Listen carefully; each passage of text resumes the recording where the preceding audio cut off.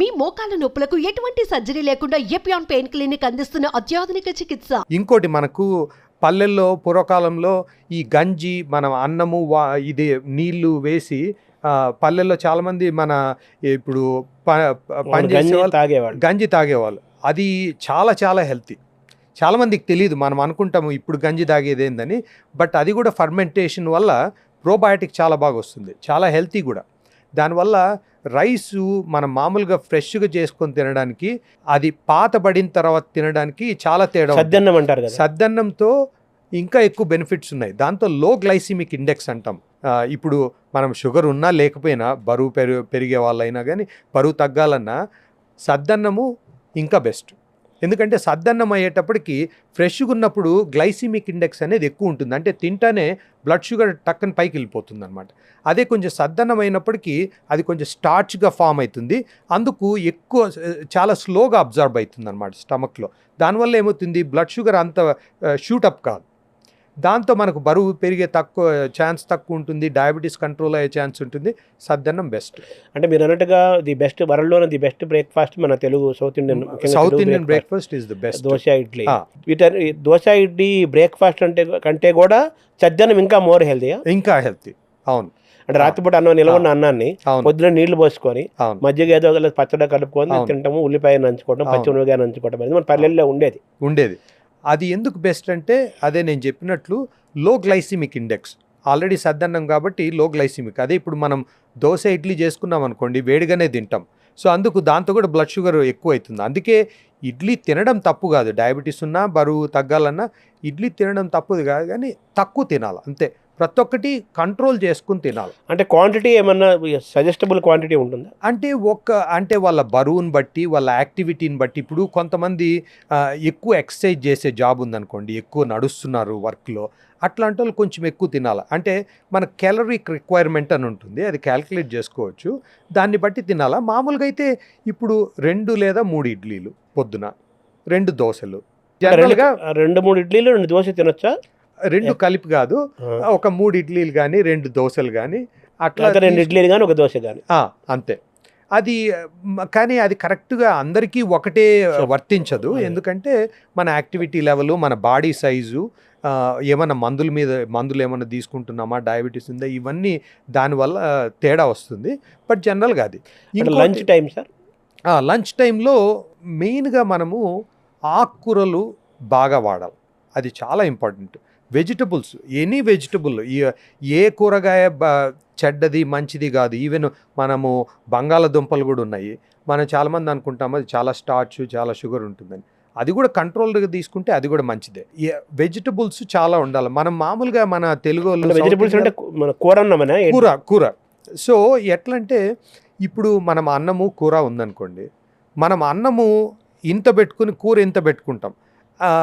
దాంతో ఏమవుతుందంటే దాంట్లో హెల్త్ ఎఫెక్ట్స్ ఎక్కువ ఉంటాయి. ఎందుకంటే మరీ అంత కార్బోహైడ్రేట్ ఎక్కువ ఉన్నా కానీ బరువు పెరిగే అవకాశం ఉంది, ఇవన్నీ ప్రాబ్లమ్స్ ఉంటాయన్నమాట. కాబట్టి కొంచెం కూర ఎక్కువ వేసుకొని అన్నం తక్కువ వేసుకుంటే మంచిది. కూరగాయలు వచ్చేటప్పటికి మనం ఏం చేస్తామంటే, చాలా ఇప్పుడు వేపుడులు ఉంటాయి. వేపుడు చాలా బ్యాడ్ అనమాట. అంటే ఇప్పుడు మనము ఏం చేస్తామంటే, కూరగాయల ఆ బెనిఫిట్ అంతా ఎప్పుడు వస్తుంది, మనం అది కొంచెం రాగా తింటే, అంటే అసలు కుక్ చేసుకోకుండా ఉంటే ఇంకా బెనిఫిట్స్ ఉంటాయి. కానీ అందరు తినలేరు, రుచి ఉండదు.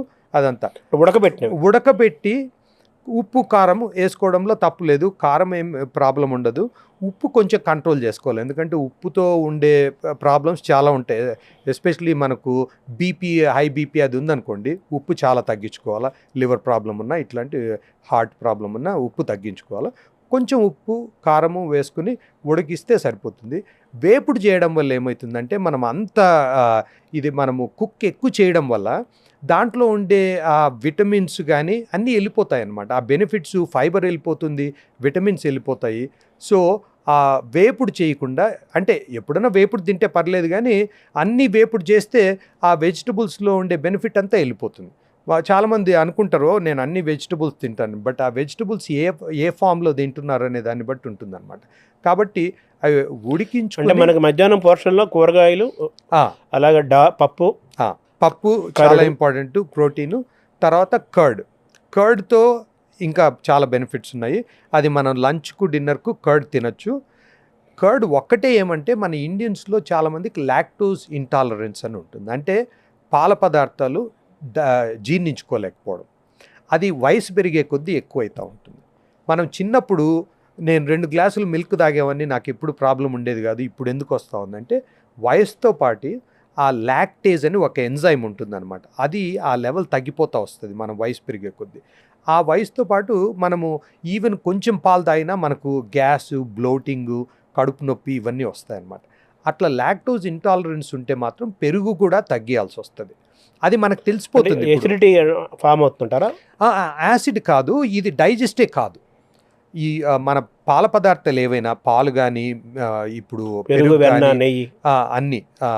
నెయ్యి పర్లేదు, ఎక్కువ ఉండదు. వెన్నలో కూడా తక్కువ ఉంటుంది. పాలలో ఎక్కువ ఉంటుంది. తర్వాత ఐస్ క్రీమ్లో ఎక్కువ ఉంటుంది. తర్వాత చీజు, మనం చీజ్ తక్కువే తినేది, బట్ చీజ్లో ఉంటుంది. పెరుగులో తక్కువ ఉంటుంది, పాలతో కంపేర్ చేస్తే తక్కువ ఉంటుంది పాల పదార్థాలు. ఎందుకంటే ఆల్రెడీ దాన్ని మనము పెరబెడతాం కాబట్టి లాక్టోజ్ తగ్గుతుంది. కానీ బాగా సివియర్గా లాక్టోజ్ ఇంటాలరెన్స్, నాకు ఒక గ్లాస్ తాగినా కడుపు అంతా ఉబ్బరంగా ఉంటుంది అది ఇది అనే వాళ్ళకు పెరుగుతో కూడా ప్రాబ్లం ఉండే ఛాన్స్ ఉంది. అట్లా మిల్క్ ఇంటాలరెన్స్, లాక్టోజ్ ఇంటాలరెన్స్ లేకపోతే పెరుగు తినడం వల్ల చాలా బెనిఫిట్స్ ఉన్నాయి. ప్రోబయాటిక్ ఉంటుంది, గుడ్ బ్యాక్టీరియా వస్తుంది గట్టుకు, అది ఇంపార్టెంటే. అట్లా అదంతా లేనప్పుడు పెరుగు కూడా తినొచ్చు. అంటే కంపారిటివ్గా పెరుగు, మజ్జిగ 2 అలవాటు ఉన్నాయి కదా, ఏది వచ్చి మోర్ హెల్దియర్? లాక్టోజ్ ఇంటాలరెన్స్ లేదంటే పెరుగే బెటర్. ఎందుకంటే మనకి ఎక్కువ gut bacteria, good bacteria, probiotics అవన్నీ వస్తాయి. ఎందుకంటే కొంచెం కాన్సన్ట్రేటెడ్ ఫామ్ కాబట్టి. లాక్టోజ్ ఇంటాలరెన్స్ ఉంది, పాలు పడనోళ్ళు ఉంటారు కదా, వాళ్ళకి మజ్జిగ బెటర్. ఎందుకంటే ఎక్కువ ఉండదు, బట్ స్టిల్ ప్రోబయాటిక్స్ అవన్నీ వస్తాయి. పెరుగులో కూడా గడ్డ పెరుగని ఉంటుంది, అవును, మామూలు పెరుగని ఉంటుంది, తర్వాత కుండతో పెరుగని ఉంటుంది. అవును. వీటిని ఎలా చూడాలి సార్? ఇవన్నీ అంటే కుండ పెరుగు అంటే అది చాలా గట్టిగా ఉంటుంది. ఎంత గట్టిగా ఉంటే అంత మంచిదే.